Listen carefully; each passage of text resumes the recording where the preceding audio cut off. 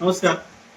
सिंधुदुर्ग जिल्हा परिषदेच्या बांधकाम विभागामध्ये एका ठेकेदाराने एक्झिक्युटिव्हच्या परस्पर सह्या करून 13 कामांची बिले परस्पर काढल्याची काल पत्रकार परिषदेतून माहिती जिल्हा परिषदेचे सन्माननीय अध्यक्ष प्रमोदजी कामत साहेब यांनी माहिती दिली आणि हा घोटाळा हा अपार कशा पद्धतीने झाला या संदर्भात देखील माहिती दिली.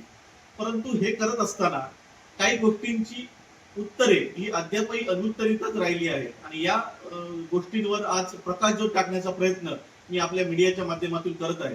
मुळात जो जिल्हा परिषद बांधकाम विभागाचा जो अभिलेख होता, जी बिलं होती ही जिल्हा परिषद बांधकाम विभागाचा अभिलेख होता, तो ठेकेदारांपर्यंत गेला कसा?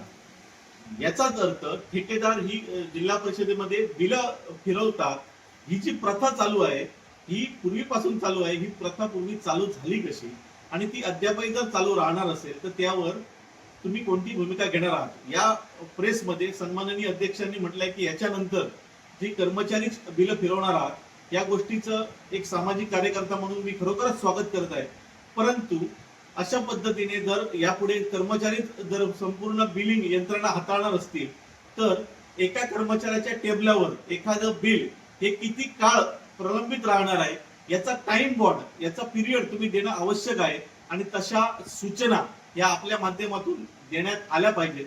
नाहीतर या कर्मचाऱ्यांना ज्या पद्धतीनं अजून भ्रष्टाचार करण्याची संधी ही आपल्या माध्यमातून मिळेल अशी भीती आम्हाला वाटू लागली आहे. कारण जर कर्मचारी आपल्या त्याच्या डेस्कवर जर आठवडा 15 दिवस महिनाभर जर एखादी फाईल प्रलंबित ठेवू लागतील तर अशा पद्धतीचं ठेकेदारांवर सुद्धा अन्याय एका प्रकारे केला जाईल अशा पद्धतीची भीती आज निर्माण झालेली आहे.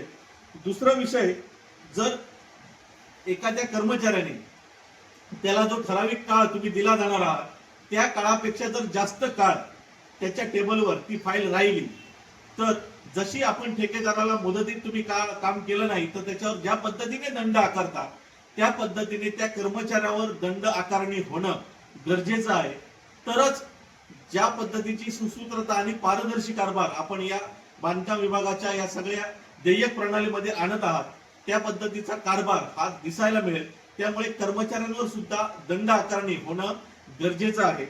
तिसरा विषय आहे, ऑनलाईन बिलिंग करत असताना जर एक्झिक्युटिव्हच्या खोट्या सह्या मारल्या गेल्या असतील परंतु त्या ई बिलिंगला मंजूर कशा झाल्या याचा सुद्धा शोध जिल्हा परिषद प्रशासनाने घेण्यात गरजेचं आहे.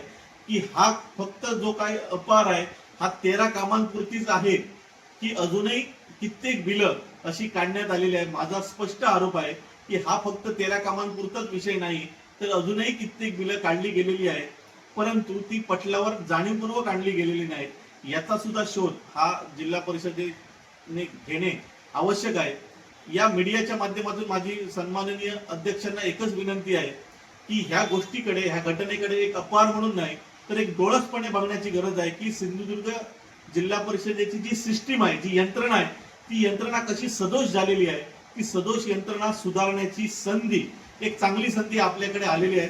आपण अध्यक्ष म्हणून ज्यावेळी पदग्रहण केलेलं आहे आपण सर्व पदाधिकाऱ्यांनी या घटनेकडे डोळसपणे बघून जी गेल्या 2-2.5 वर्षात यंत्रणा सदोष झालेली आहे ती सदोष यंत्रणा आपल्याला सुधारण्याची एक नामी संधी आपल्याला या घटनेमुळे आलेली आहे. दुसरी गोष्ट की हा एक अपहार आहे तो एक छोटाच अपहार आहे.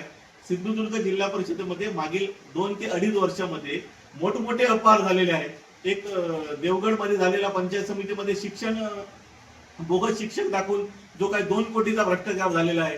तदनंतर जो शिक्षण विभाग जिल्हा परिषद शिक्षण वॉटर प्युरिफायरचा घोटाळा झालेला आहे. याच्यामध्ये कोट्यवधी रुपये जिल्हा परिषदेचे हे गिळंकृत करण्यात आलेले आहेत.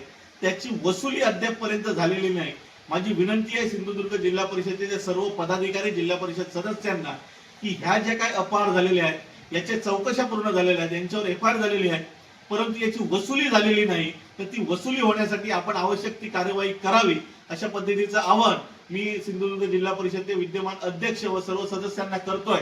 आणि ज्या गोष्टीमुळे ही संपूर्ण सदोष यंत्रणा आपण डोळसपणे त्याच्यावरती पाहाल आणि यंत्रणा सुधारण्याची एक नामी संधी जी मिळालेली आहे त्याचे प्रयत्न आपण सुरू कराल अशी एक आपल्याकडनं अपेक्षा व्यक्त करतो. धन्यवाद.